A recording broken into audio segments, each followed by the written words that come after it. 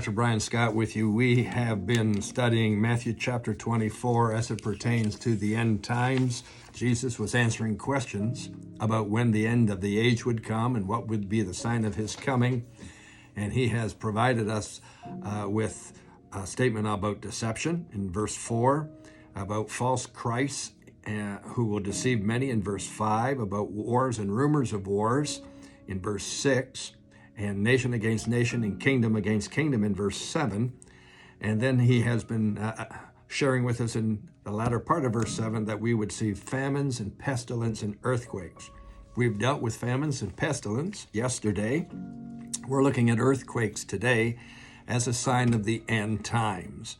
And it's rather interesting because I live in southern Ontario, here in North America, and we seldom hear of any earthquakes on the North American continent of any magnitude. From time to time, there will be an eruption along the western side of the nation or the continent, but we don't hear too often about things of this nature occurring.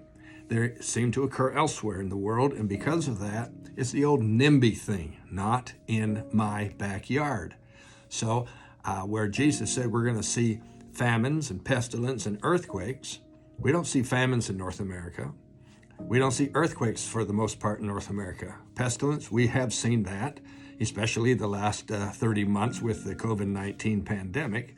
But for the most part, we're kind of removed from all of these signs that he's referring to. So let me share some statistics on earthquakes. It's rather interesting. From the year 2009 to 2021, that's a 13-year period, there were 23,679 earthquakes.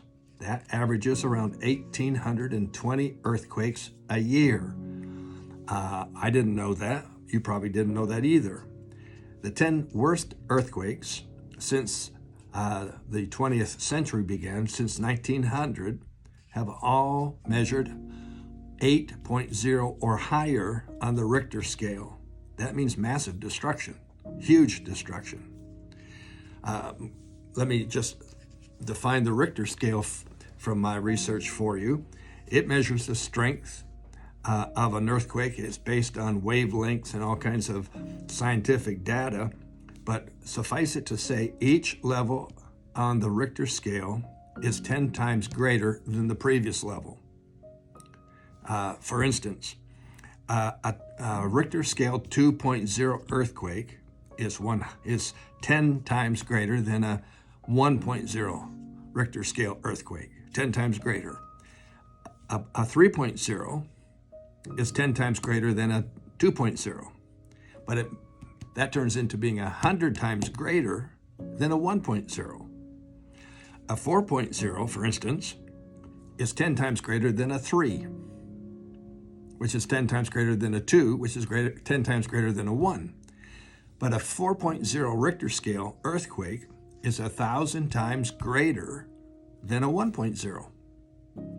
And when you get up to a 5.0, you're 10,000 times greater than a 1.0. You're 1,000 times greater than a 2.0. So it really increases substantially. It's exponential increase. If we were to suffer a 3.0 Richter scale earthquake, it would be the equivalent of setting off 20,000 kilograms of dynamite. Now, I don't know if we can imagine what that would mean, but pretty serious. And a 5.0 earthquake would be equivalent to 20 million kilograms of dynamite. Wow, 20 million kilograms of dynamite being set off. Since the 1900s, there have been 10,000 earthquakes that were greater than 6.0. So, once again, this is information I was not aware of. And when Jesus says we'll see earthquakes, like, wow, okay, so what? We don't have them here as a rule, almost never. So what? But it's a huge thing. Now, my research, I did most of the research for this particular segment on Saturday afternoon, October 15th, just about 12 days ago. And on that Saturday afternoon, about 3 o'clock in the afternoon, as I did the research, there had been 338 earthquakes that day. One day, 338 earthquakes.